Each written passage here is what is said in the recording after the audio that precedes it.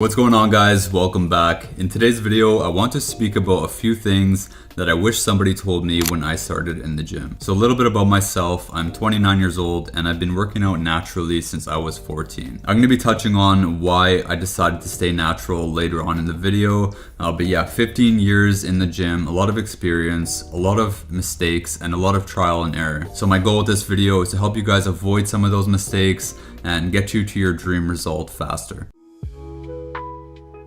The first thing that I want to talk about is nutrition and how important it is. So nutrition not only dictates how your body will look, but it also will dictate how you will feel. When you're fueling your body with good nutrients, you're gonna have better workouts.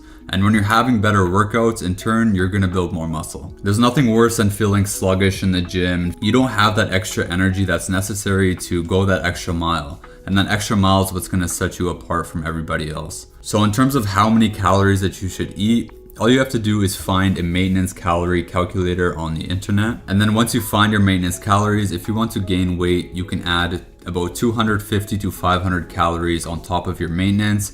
If you want to lose weight, you can minus 250 to 500 from your maintenance calories. Now, the most important thing is to at least hit your protein and your calories. A rule of thumb that I always follow is at least 1 gram of protein per pound of body weight. The fat is very important, of course, for hormone production, and carbs are important for glycogen. But in most cases, as long as you're hitting your protein and as long as you're hitting your calories, the other nutrients sort of take care of themselves within a normal diet. So you don't have to be super crazy about macros, like hitting your exact number of carbs, exact number of fat. Like I said, in most everyday diets, you're gonna be hitting enough carbs and fat anyways. The most important thing is the protein and the calories. Now, I wouldn't recommend going over 500 in a surplus or 500 in a deficit. The reason for that is when you're bulking too hard, you put on so much fat, and I've made this mistake in the past where I would just eat as much as I can to gain as much weight as I can. But the truth is, this scale is not what's gonna dictate your progress.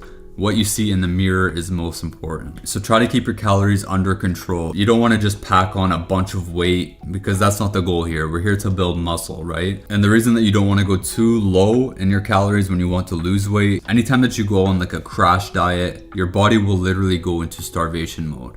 And what happens then is it'll start to attack the muscle first because it's a fast acting energy source.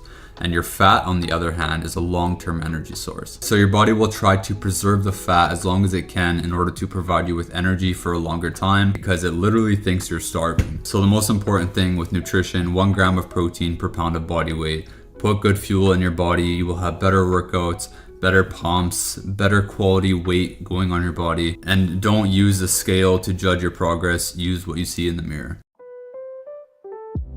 Next up, I want to talk about training, your mindset, your intensity, and all things like that. The one thing that helped me progress the fastest was knowing that I always had a couple extra reps in the tank. Anytime you're working out and you sort of have that plan in the back of your head to only do 8 reps, your mind will kind of play tricks on you and burn out by that 8th rep. But if you say, okay, I'm going until I can't go anymore, I'm going to absolute failure, and even when you feel like you're completely done, you take a second, take a breath, 1 or 2 extra reps, I'm telling you, will make the biggest difference in your physique. Those are the reps that your body is not prepared for. And when I say prepared, it doesn't have the muscle necessary for you to do that yet. In a case where, let's say you're comfortably doing 8 reps, your body is prepared for those 8 reps. It's given you enough muscle in order to do those 8 reps. But in this case, you do 11 reps or 12 reps. Now your body's like, wait, he has enough muscle for this 8 reps. What is this new stimulus, right? And then what happens is your body's going to provide you with that muscle in order to move that weight for next time. It's really that simple. The next thing I want to talk about is finding what works best for you. Now, there's a lot of very strict programs that people think that need to do. And there's a lot of exercises that people think that they have to do in order to build muscle. But realistically, there's a replacement for everything, right? No matter if it's like a squat, for example, in my case, I can't stand doing squats. I don't know what it is. My body just doesn't like it. Keep in mind that we all have different anatomy, different size femurs and hip sockets. So for my body, squats just don't work very well. My body doesn't like it. So what do? I think about, okay, what is my body doing in a squat motion? My knees are coming down and then they're extending out. So what I do is replace it with something like a leg press.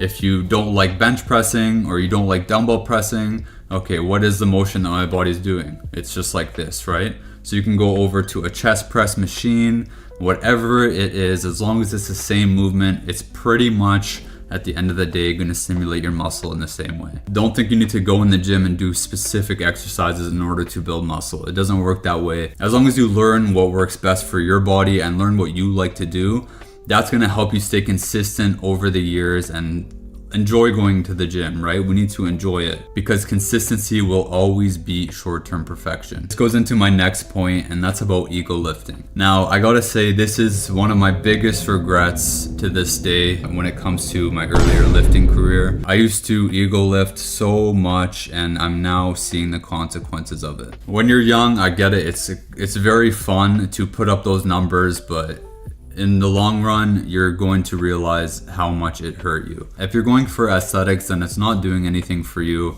besides literally what it's called, boosting your ego, right? When I was younger, I would always load up the bench press and just do as much weight as I can, going for 1 rep maxes.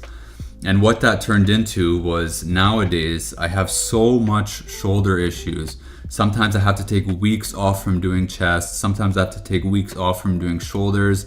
And I absolutely hate that because it's something that I really want to build. And if I can go back, I would never really do 1 rep maxes ever. I would say it has its time and place sometimes if it's very controlled and you really know what you're doing. It's still fun to do sometimes, I get that. But believe me, if you want to be doing this for a long time, be careful. Treat your body right. If you really avoid the ego lifting side of things, you're gonna thank yourself later and you're going to be able to make more progress in the future. So always think long term with this. This is something that you want to be doing for the rest of your life. A better way to go about this is to progressively overload. And this is like a key to building muscle, right? You want to challenge your body a little bit more each time or each week that you go into the gym. So don't get stuck doing the same weight, same reps, 8 to 12 reps, chest press every single day. Don't be doing that because your body adapts so fast. That extra little bit of weight is what's going to progress you forward. Even if it's like 2.5 pound plate on each side of a bench press, for example, that little bit of weight will go such a long way in the future because you're slowly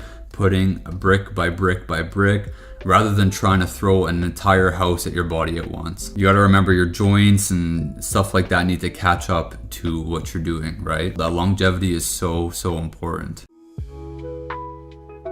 Now, my next thing that I want to talk about is rest days and sleep.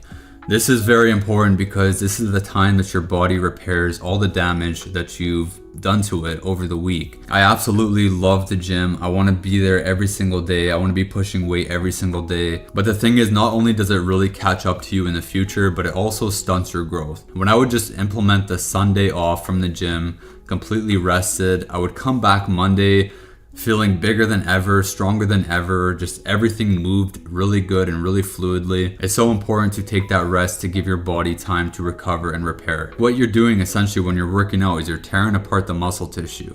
And if you continuously working out, you're not going to be able to get that recovery, right? And the repair. So on those off days, get a good amount of fuel, and throughout the week, try to get at least 8 hours of sleep. This stuff is all very important and it compounds and compounds and compounds, and it's going to get you to a better place in the end. Now to wrap this up, I want to talk about why I decided to stay natural. So nowadays it's so normalized to go on gear. Everybody's sort of taking tests or doing something along those lines. But I really recommend that you guys stay away from it completely. Now the reason for that is because when you earn everything that you have, it's like a medal that you wear on your chest, right? I'm natural. I earned every single fiber of muscle on my body. Let's say like in a video game, for example, you use cheat codes, you spawn in all the best cars, all the best weapons, whatever it is, and then you beat the game that way. And then the other person earned all the best cars, beat the game all by himself from step by step by step by step. Who do you think is going to be prouder of that achievement, right? If you look at somebody who cheated their way to the end, you're sort of like, okay, you have all this, but you didn't really do it yourself. And then you look at somebody who's natural and they built that physique brick by brick, and you're like, wow, the discipline that you must have to go to the gym consistently for this long, be so dialed in to build a physique like this naturally, it takes a lot of discipline. It's seriously like an honor to wear on your chest when you achieved everything on your own. I get to go around with my dream body, and I know that I did this all by myself. Not to mention the mental battle that comes with it. You're gonna get so used to putting on gains like 2, 3, 4 times as fast when you're on gear, and then when you get off, everything slows down even slower than when you were natural. Now you're battling in the gym like you were before, but you're not getting the same progress. And I've seen so many people just stop going to the gym because of this, because they're so used to these fast-tracked results and these unrealistic results, and then they end up just stop working out. But when you're natural, you're slowly earning more and more and more throughout the years, and it's seriously like a badge of honor. I can't say it enough. Now, when you get to a stage where your physique is abnormal, you're gonna get people who think you're on steroids and accuse you of not being natural, right? And honestly, if you take it like a compliment, it's an amazing thing. You were able to get a physique so good that people think that you had to cheat to get there. You can achieve your dream body 100% naturally. I promise you that. If you just follow the advice that I give you, implement these little tips and tricks that are gonna set you apart from everybody else, you're going to be able to achieve so much more than you believe. But anyways, guys, that wraps up the video for today. I'm sure that I missed something, but hopefully not. I might have to make a part 2 on this. But if you guys have any questions or anything that you want me to cover, please leave it in the comments down below. I'd be happy to answer your questions or make another follow-up video to this. But anyways, guys, thank you so much for watching, and we'll see you in the next one.